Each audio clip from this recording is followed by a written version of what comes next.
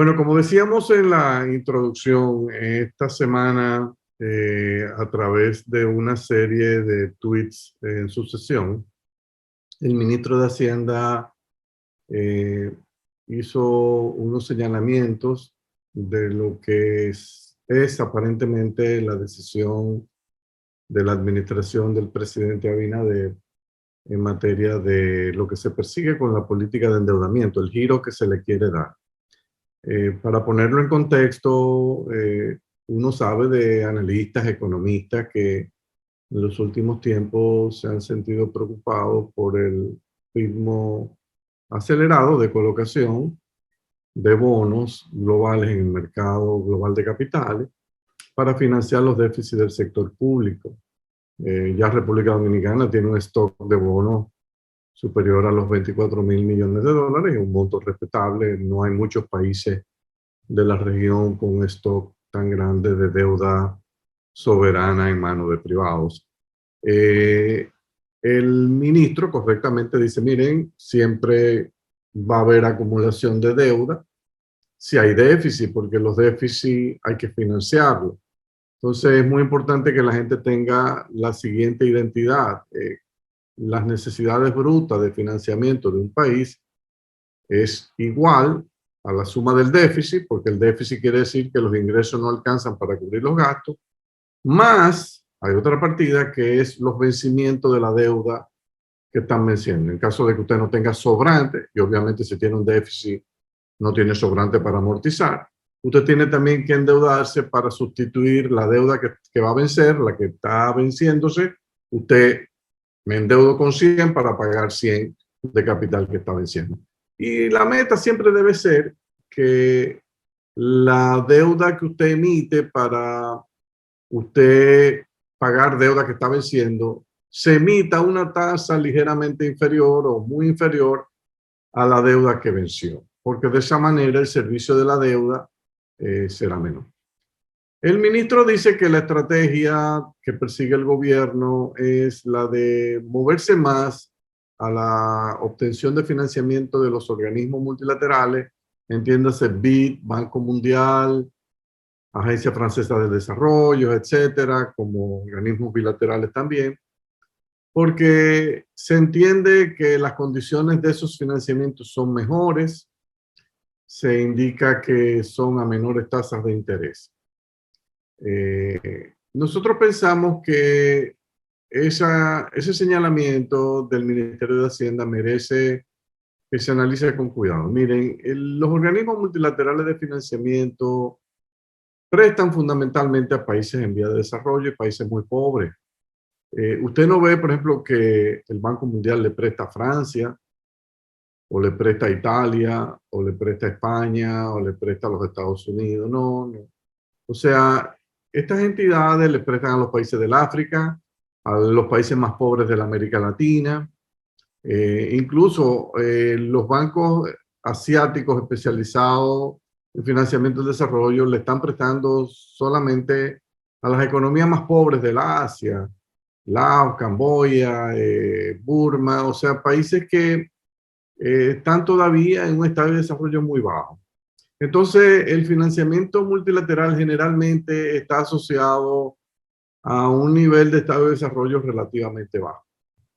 Cuando la República Dominicana tomó la decisión en el año 2001 de comenzar a recorrer el mecanismo de la colocación de bonos globales con la primera emisión que se hizo el 20 de septiembre del 2001 por 500 millones de dólares, la idea original de la emisión era comenzar a lograr el tránsito de República Dominicana desde el financiamiento complicado, engorroso, condicional, difícil, eh, a veces tedioso, en una batalla permanente para que hagan los desembolsos, por un mecanismo automático de financiamiento donde el que te da el financiamiento es porque está apostando a ti, te ve como un país con futuro, un país que está haciendo reformas, un país que se quiere modernizar. El objetivo fundamental fue siempre, en unos años, no teníamos en medio la posibilidad de una crisis bancaria, no estaba en el horizonte, pero en unos años era ver cómo Dominicana, que en ese momento se llevó a cabo un ejercicio fuerte con la calificadora para que nos mejoraran la calificación. El objetivo fundamental era tener como meta alcanzar el grado de inversión, algo que muy pocos países de la región tenían. Incluso hoy en día solo hay 3 países con grado de inversión, algunos lo van a perder. Está Chile, está México y está también Perú. Es posible que Perú en algún momento pueda sufrir un bajón fuerte. El grado de inversión repercute favorablemente en todo, o sea, te permite colocar deuda a menor precio, te permite atraer inversiones que no sean inversiones que quieren venir a obtener un retorno dantesco en República Dominicana, sino un retorno razonable, el que tú aspirarías en una economía con futuro, una economía sólida, una economía con los fundamentos bien establecidos.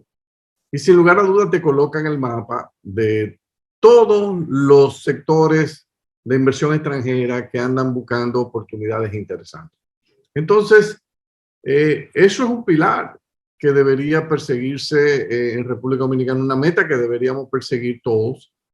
Y hay que ser muy cuidadoso por eso con las señales que se envían. Cuando Hacienda dice que es más barato endeudarse con las multilaterales que con los bonos globales, todo depende. O sea, depende cómo usted lo plantee, porque las multilaterales no emiten bonos. O sea, yo no le puedo emitir un bono de la República al BID, de manera que yo pague ese bono a los 20 o 30 o 40 años. Generalmente el BID lo que me da es un financiamiento a 15 o a 20 años, donde yo a partir de posiblemente una gracia que puede ser de 1, 2 o 3 años, yo tengo que empezar a pagar capital.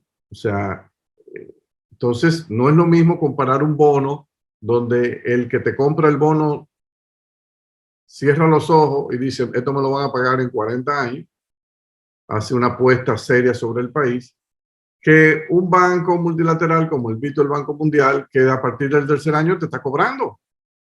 Entonces, comparar eso no es fácil. Usted tendría entonces que transformar, hacer el análisis de lo que se llama el maturity. O sea, usted tiene que ver cuál es la vida promedio del préstamo y la vida promedio del bono. ¿Qué sucede? Que si la vida promedio del préstamo es 8 años y el del bono es 40, es normal que el bono tenga una tasa de interés mayor, porque eso es lo que define las curvas de rendimiento. O sea, es lo mismo un bono que República Dominicana emita 5 años, va a pagar una tasa de interés mucho más baja que un bono a 40 años. Eso lo sabe todo aquel que ha hecho un curso breve de mercados de capital. Eso es obvio, eso no se discute.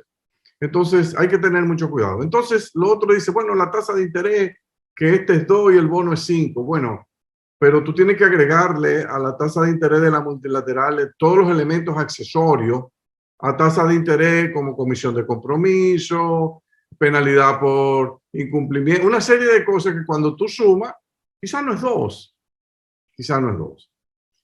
Por otra parte, yo no conozco países que hayan hecho default a las multilaterales. En consecuencia, el riesgo que asume la multilateral es mucho menor que el que asume un tenedor de bono en una región como la América Latina, donde el default ha estado transitando durante toda nuestra historia. Si no, pregúntenle a los bonistas de Argentina lo que le pasó en un momento y otros bonistas que han sufrido default o renegociaciones forzadas de bonos. O sea que ellos están asumiendo un riesgo mayor. Incluso cuando usted dice que es más barato la multilateral, yo estoy seguro que los financiamientos que obtuvo Argentina con bonos, después que usted le quita lo que ellos se quitaron de encima, lo que se llama la quita en la negociación, que si tenían un bono de 100 solo pagaron 25, usted puede estar seguro que una multilateral no puede competir con eso que se ganó Argentina ahí, de que se endeudó por 100 y terminó pagando 25. O sea, una quita de un proceso de negociación bastante agresivo. Entonces, Yo creo que esa parte es delicada, pero a mí la parte que más me preocupa es la señal que enviamos, porque parecería, cuando usted dice, mire, nosotros queremos volver a las multilaterales e irnos saliendo gradualmente del mercado global de capitales de bonos, usted le está diciendo a los mercados globales que usted está inseguro de la decisión que se tomó en el 2001, le está diciendo que usted no cree que usted tiene condiciones para avanzar a grado de inversión, le está diciendo que usted se considera pobrecito, que usted no tiene una economía sólida, que usted no quiere esos riesgos cambiarios de tener deuda denominada en dólares en manos de privados. O sea, la señal que usted envía es una señal de debilidad que es muy peligrosa. Yo estoy seguro que si Moody's, Standard Poor's y Fitch vieron esa exposición del ministro, hoy día deben estar bastante perturbados porque esa es una posición que no es lo que ellos esperarían. Ellos esperarían un discurso, no, nosotros estamos enmarcados en un curso de reformas estructurales para fortalecer nuestra posición de finanzas públicas y de esa manera poder garantizar un servicio adecuado de nuestra deuda, seguir siendo un participante activo en los mercados globales, claro, sin necesidad de tener que ir con colocaciones significativas como hemos ido en los últimos tiempos, porque hemos sido presionados por unos déficits gigantescos. La idea es reducir esos déficits para nosotros no tener que hacer tantas colocaciones de bonos, pero no decir que usted prefiere las multilaterales, porque eso parecería que usted es una economía infantil que necesita de la mano visible del BID y el Banco Mundial para usted poder manejar esta economía y para poder encauzar los programas de inversión. Yo creo que Dominicana se graduó de eso ya. Ya ha demostrado que tiene suficiente autoridad y autonomía en el diseño de sus políticas públicas para no tener que llevarse necesariamente de las recomendaciones del BID o del Banco Mundial, que en ocasiones han sido disparates. Por ejemplo, el Banco Mundial fue el que metió en la cabeza de República Dominicana y de lo que hicieron la reforma del sector eléctrico, que nosotros teníamos que irnos a un sistema de separación horizontal de la industria, a pesar de que nuestro territorio indicaba, como planteó Endesa en un momento, que lo ideal era una integración vertical de la industria eléctrica. Entonces, hay planteamientos que a veces te hacen las multilaterales que no tienen ningún sentido y que son descabellados. Entonces, a veces hay que confiar más en la capacidad de nuestros economistas, de nuestros diseñadores de políticas públicas y no tener que estar dependiendo de estas entidades. Hay una parte también que me preocupó mucho y yo no sé si la coordinaron con el Banco Central cuando se puso ese tuit. Es cuando usted manda la señal de que, mira, yo no quiero mucha colocación de deuda denominada en dólares porque entonces después me quedo con el riesgo cambiario. Bueno, ahí hay dos cosas que usted tiene que tener en cuenta. Este país ha podido ir fortaleciendo su posición de reserva, primero a través de esfuerzos fiscales que ha hecho, pero también a través de colocación de deuda denominada en moneda extranjera. Y si usted le dice, no, todo lo vamos a emitir en pesos en el mercado local para no tener riesgo cambiario, de nuevo usted está enviando una señal de que usted no confía en sus políticas públicas y de que usted está preanunciando que va a venir una devaluación. Entonces tiene que tener mucho cuidado, porque recuérdense que hay tenedores también de deuda en moneda local, deuda en pesos, bonos en pesos en el mercado internacional, y eso es muy delicado, porque la gente puede decir, pero es que parece que Hacienda en su imaginario piensa que viene una devaluación fuerte, en consecuencia estos tipos me vendieron unos bonos en pesos al 9, al 10%, que quizá voy a tener una pérdida, yo voy a soltar estos bonos. Miren, el tema de la deuda es un tema que antes de hablar de la política y la estrategia de financiamiento, todo el equipo económico del gobierno debe estar hablando en una sola dirección, debe estar claro. Y si el gobierno hay deficiencias en el manejo, en el tema, pueden pedir consultoría fuera, a gente independiente, que lo va a guiar mejor. Yo no he escuchado a nadie en Chile o en Perú o en México, que son países con grado de inversión, plantear que ellos están pensando ahora que en vez de emitir bonos, ellos quieren ir a la multilateral. Yo pienso particularmente que Quizá eso fue una salida del Ministerio de Hacienda como para quitarse de encima la crítica de que se han colocado muchos bonos soberanos. Bueno, si se colocaron bonos soberanos de más porque se sobreestimó el déficit del 2020 y se subestimaron los ingresos del 2021 y se sobreestimó la capacidad del gobierno de ejecución de inversión pública, eso es otra cosa. Eso es otra cosa y eso se puede discutir y eso con el tiempo yo me imagino que a medida que el gobierno vaya avanzando y se vaya perfeccionando y conozca mejor, después de 16 años fuera, no es fácil venir y pensar, la gente no puede pretender que tienen todo el toro amarrado por los cuernos, no es así, o sea, toma tiempo. Entonces, creo que deben ser cuidadosos, deben ser cuidadosos. Me preocupa mucho esta serie de tweets que emitió Hacienda. Creo, por otra parte, que esa no es la forma de una política de financiamiento externo, no se anuncia a través de tweets. Eso es lo que yo particularmente. Yo creo que eso ameritaba quizá que el mismo ministro de Hacienda vaya, por ejemplo, a la Cámara Americana de Comercio y dé una conferencia y ahí anuncie. Y que estén junto con él el gobernador del Banco Central y el ministro de Economía, de manera que se vea que es una posición unificada. Yo estoy seguro